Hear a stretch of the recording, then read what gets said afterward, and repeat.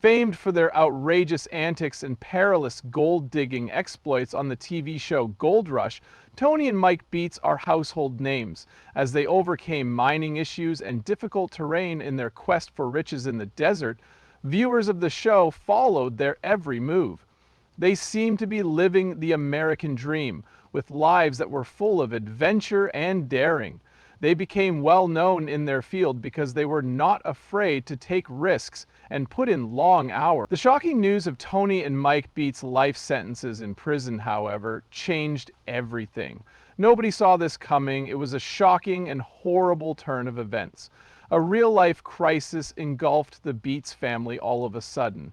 On television, they were nearly invariably associated with a gold mine. What was the mistake? How did these two guys, who were once lauded for their ambition, end up in such a dire predicament?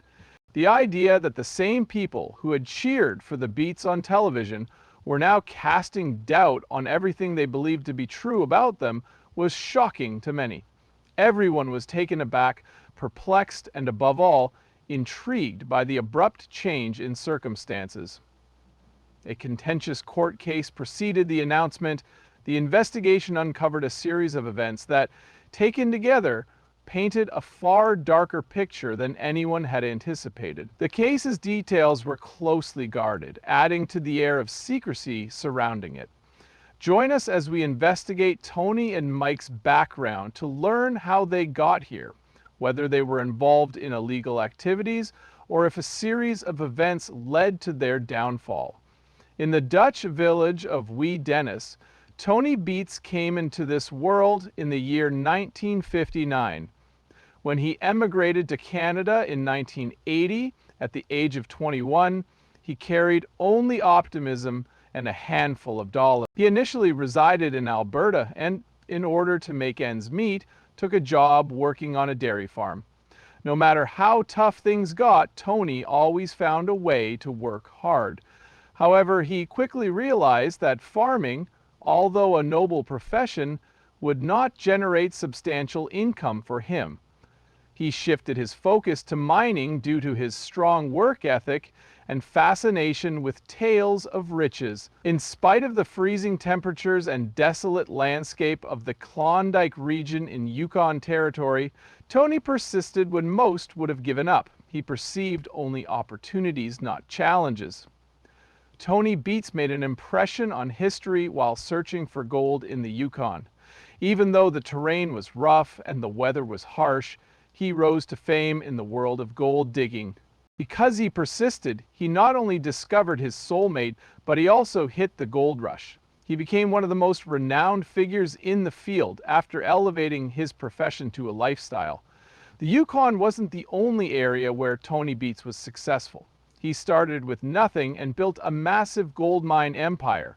Despite having very little capital to begin with, Tony was able to grow a modest mining operation into a renowned family name in the Klondike. Minnie Beets, Tony's wife, was crucial before he entered the field. She ensured the smooth operation of the business side by maintaining accurate records and managing finances. As their father's business expanded, Mike, Monica, and Kelvin Beets carried on his work. They stayed put in the family business and mastered the operation of massive, multi-million-dollar machinery rather than seeking employment elsewhere. With Tony's support, they figured out the ropes the hard way through many storms and other challenging circumstances.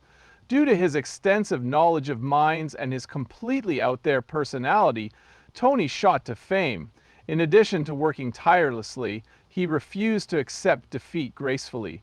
He was unlike any of his co-workers due to his infamous foul language, erratic behavior, and peculiar methods. Tony became a fan favorite on the popular reality show Gold Rush due to his frank approach and his now a comic saying, "Shut the f*** up and keep mining." He often encouraged his team, including his family, to push themselves to their limits. His unflinching commitment to the truth and his will to succeed in spite of overwhelming odds were qualities that garnered him admiration. When Tony Beets joined Gold Rush in Season 2, he was an experienced miner with decades of training. Due to his extensive experience in the field, Tony possessed superior skills compared to his co-workers. Gold was hard to come by in the Klondike, but Tony's company consistently outperformed the competition, raking in massive quantities of the precious metal year after year. He succeeded where others had failed because he was knowledgeable and meticulous in his digging. During the 5th season, Tony took a bold step that solidified his position as one of the most motivated Klondike miners. At Eureka Creek, he purchased the renowned dredge for a colossal $1 million, 0 cents. Because it was so risky, many people thought it was a bad idea. However, Tony perceived an opportunity when others perceived a threat. He poured a lot of resources into restoring the renowned dredge, a massive and weathered piece of mining machinery. Despite all odds, Tony turned a profit from the dredge, proving his naysayers incorrect and paving the way for his eventual empire-building success. Gold Rush's producers soon realized that Tony Beets and his family were major draws for viewers. The drama within the Beets family and Tony's extraordinary demeanor were key components of the show's success. Everyone referred to the Beets family as the Vikings of the Klondike. They added a unique vibe to the program, and viewers thought their backstories were fascinating. Everything from the strength of the Beets family to the vitality of their relationships to the extent to which they toiled for success was at stake, not only the gold. In the Yukon desert, Tony discovered something more valuable than gold, a means to demonstrate his integrity and resolve. Hard work, calculated risk-taking, and perseverance could turn even the most out-there ideas into thriving businesses, as he demonstrated on his journey. Tony Beets had worked tirelessly for years, and although the Klondike held no guarantee of success, it was the reward for all of his efforts. People watched as the Beets family's mining business grew on TV as it progressed over the years. As they staked more claims and expanded their operations, the family's control over the gold mine business grew before everyone's eyes. Veteran miner Tony Beets, who was renowned for his resolute leadership on set and in the field, was pivotal to this ascent. He was joined at the desk by his son, Mike Beets. From an early age on, Mike was involved in the mining industry, and he eventually became his father's trusted assistant. His strong work ethic and inherent leadership qualities allowed him to master every aspect of the business, from operating heavy machinery to directing crew logistics. After Tony left the family business, Paradise Hill, it appeared like Mike would take over. However, their bond as father and son was not without its challenges.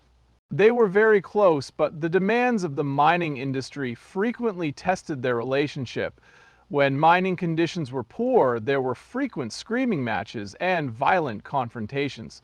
They were respectful of each other, despite their differences, and Tony gradually gave Mike more responsibility so that he could eventually take over the mining business from the Beets. However, going behind the scenes, things became darker. In 2019, federal agents began investigating the Beets family firm following allegations of environmental crimes, particularly those pertaining to the incorrect disposal of wastewater. The initial study, which consisted of routine checks, soon expanded into a larger one. Reports indicate that the company's records were found to be flawed, with discrepancies in the recording of gold output being one of the issues discovered. There were whispers that more than just mine was traded when Tony's family transferred power to Mike. The company may have engaged in illicit activities for decades, according to investigators, who have established a connection between the illicit activities and lawful mining operations. While the investigation progressed, it became apparent that the family's ascent to power in the mining industry might have been accompanied by illicit activities that had become deeply embedded in the company's operations over a long period of time. At first look, the story appeared to be a straightforward account of a family's success in the mining business. However, the legal and criminal issues involving the Beets company brought a somber tone to the narrative. As a result of shocking allegations made by former employees regarding unlawful mining practices and massive tax evasion, the investigation into the mining enterprise owned by the Beets family allegedly became much worse, according to court documents. John Reeves, a mine inspector, offered a crucial piece of evidence. According to him, harmful substances such as cyanide and mercury were found in environmental samples collected from the tailings ponds on the Beets claims. These chemicals are completely off limits in any contemporary gold mine due to the harm they do to humans and the environment. Groundwater contamination is one example, environmental degradation, and long-term harm to local ecosystems. It appears that these chemicals were intentionally used to speed up the gold recovery process, according to what Reeves said. This was particularly true in the morning when the TV teams weren't present. Keeping up a positive public image and making as much money as possible, according to the prosecution, necessitated the deliberate concealment of these unlawful activities. Brian Anderson, an engineer who had been a mechanic for the Beets family for 8 seasons, provided the most damning evidence. With Anderson's assistance, the police were able to obtain footage from a hidden camera that revealed Tony and Mike Beets discussing unreported gold transactions with Venezuelan buyers. The government claims this footage proves a well-organized money laundering operation. The scheme entailed secretly selling gold to evade taxes and avoid detection by foreign powers.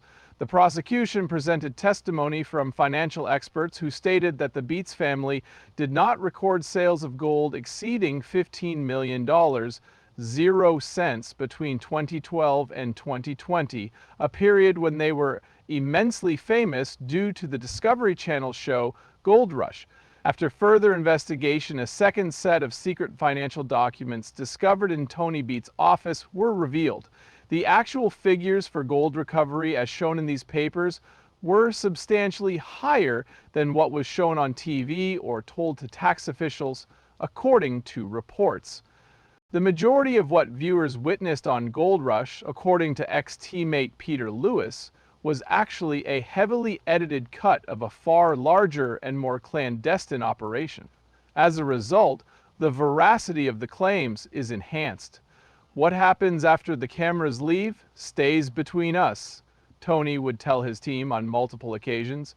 Lewis interpreted this as an attempt to conceal information from the government and the film crew. Prominent defense attorney Samantha Wright spearheaded the Beets family's vigorous defense in a public court case against serious allegations of tax evasion, environmental crimes, and unlicensed gold sales.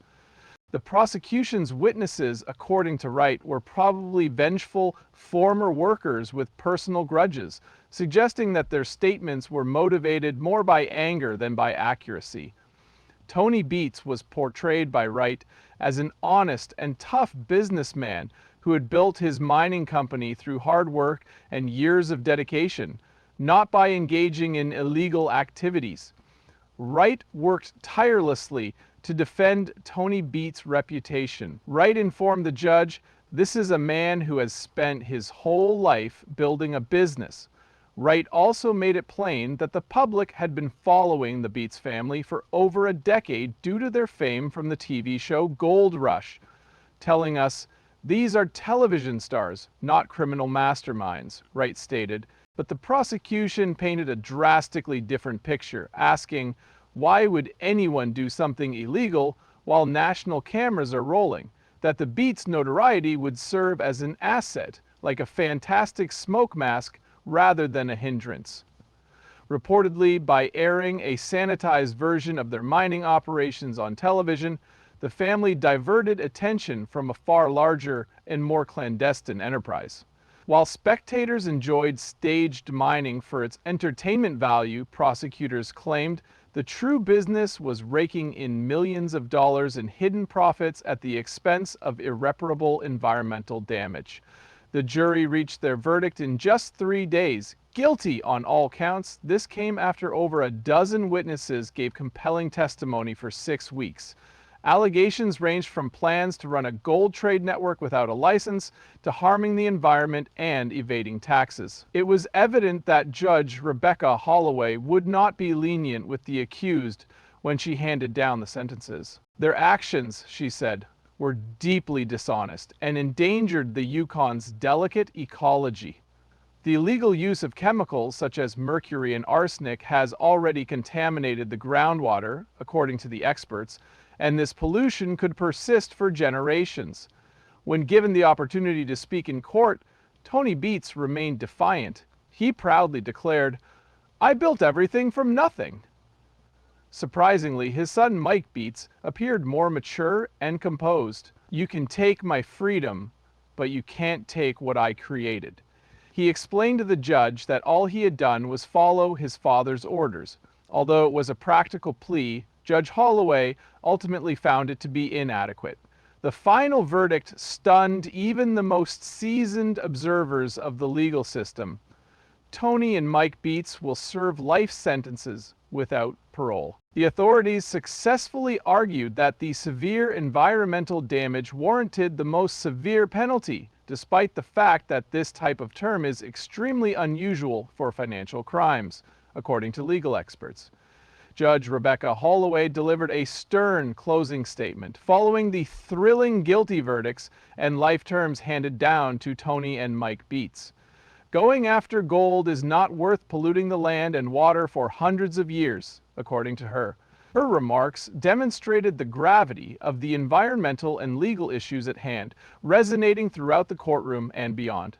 Upon hearing the news of the sentence, many in the entertainment industry and mining industry were taken aback. After appearing on Gold Rush, a Discovery Channel series, for quite some time, the Beets family became famous.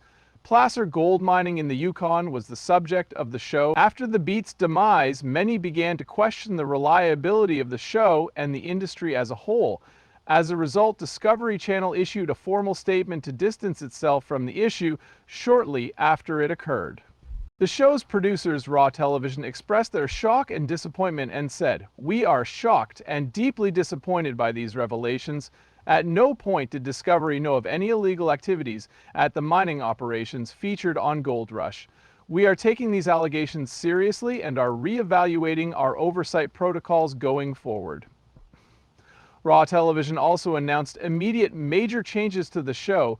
New episodes would center on the criminal case exclusively, and all previous episodes featuring the Beets family would be removed from streaming services.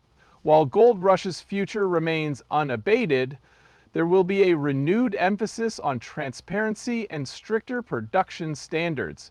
Even the mining show's co-stars were taken aback by the news. On screen, Tony Beets and Parker Schnobel's relationship was antagonistic and occasionally violent.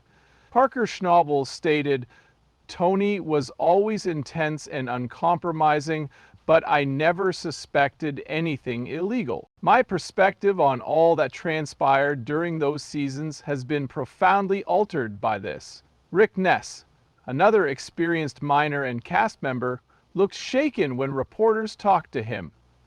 "I'm speechless. I never saw this coming." Despite the crushing decision, the Beets lawyers wasted no time in filing appeals, pointing to what they termed numerous procedural errors during the trial, including the admission of covert recordings and the handling of expert evidence. However, legal experts argued that the amount and quality of the evidence made it unlikely that the appeal would be successful. One law expert even went so far as to say that it is very difficult to overturn such a broad finding. Nevertheless, as they await the outcome of their cases, Tony and Mike Beets were sent to separate maximum security prisons. The case is still being discussed in various fields as a cautionary tale about the high cost of environmental crime and the complications that can emerge when fame and business intersect. Tony and Mike Beets were found guilty and sentenced to life in prison for financial and environmental offenses related to their gold mine business. On the other hand, not everyone in the Beets family was implicated. Minnie Beets, Tony's wife and longtime business partner, was exonerated, but she has remained supportive of her husband. In an emotional and rare public speech outside of court, Minnie spoke out in defense of Tony's character and memory, saying, "I know this man. We've been together." Kevin and Monica Beets, who were participants in the family's mining enterprise and frequently made appearances on Gold Rush, remained silent throughout the hearings. It was diligence, not criminality, that brought him all that he has. Still, they were not bothered with charges. Throughout the trial, both of them were present in court. Kevin and Monica aided investigators in return for immunity, as was later admitted by prosecutors. Their level of involvement and knowledge regarding the unlawful activities, however, remained undisclosed. Meanwhile, many are feeling the repercussions of the Beets family's downfall. Once a multi-million-dollar enterprise and a prominent setting in the Gold Rush films, the Canadian government has acquired the Paradise Hill mine. Already underway is environmental remediation, which, according to preliminary estimates, could take decades to complete and cost taxpayers over $20 million 0 cents. Tony Beets's restored dredge, a massive piece of mining machinery that had served as the show's focal point, was among the most significant items confiscated following the scandal. Results showed that it was polluted with mercury all over, making it a potentially harmful material. Toxic waste has been applied to a machine that was formerly regarded as an artifact of the Klondike mine. Reactions have varied among Dawson City residents. While some locals acknowledge that the Beets family's international fame attracted sightseers and curious minds, others point out that the family's immorality had been palpable for quite some time. "He always did things his own way," remarked James Wilson, a longtime Klondike miner, but no one thought that meant breaking the law in this way. In the history of reality television, this case represents a watershed moment. Hit reality show stars have never faced charges of this magnitude, despite the fact that the industry is no stranger to scandals involving off-screen scams and cheating. According to media experts, networks will need to be more vigilant in the future to ensure the safety of reality shows. Discovery Channel and the show's producers, Raw Television, have already made significant changes to the production and airing of Gold Rush. What happened to Tony and Mike Beets while they were behind bars is still mostly unknown. The family has mine claims and some tools. What will happen to them after the Beets brothers and sisters? What will happen next?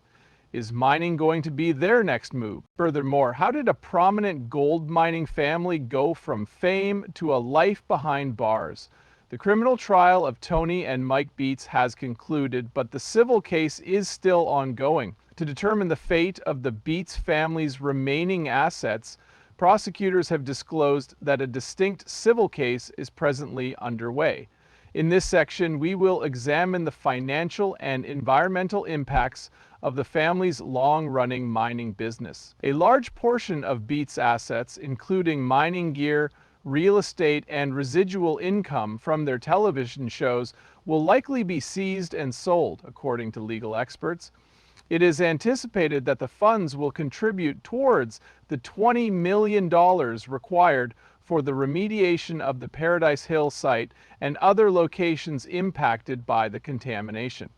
Cleanup efforts could last decades due to the presence of toxic chemicals in the water and land, such as cyanide and mercury. The criminal charges have dealt a devastating blow to one of the Discovery Channel's most recognizable brands, according to the network.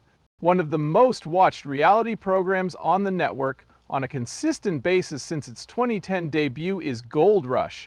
One of its main selling points is the Beets family. The unusual mining methods, huge personality, and forthright demeanor of Tony Beets piqued the interest of many. Following the scandal, Discovery has announced that Gold Rush will resume, with the remaining mine teams, including Rick Ness and Parker Schnabel, now receiving the majority of the attention. Industry insiders, however, are uncertain as to whether or not the show can go on without the Beets family. They ratcheted up the suspense, added a generational storyline, and created drama. According to one TV expert, The Beets divided people, but they were also a ratings goldmine. The show's creator, Raw Television, has pledged to be more transparent and adhere to the rules moving forward. But without the Beets, Gold Rush will have to change or risk losing its core audience.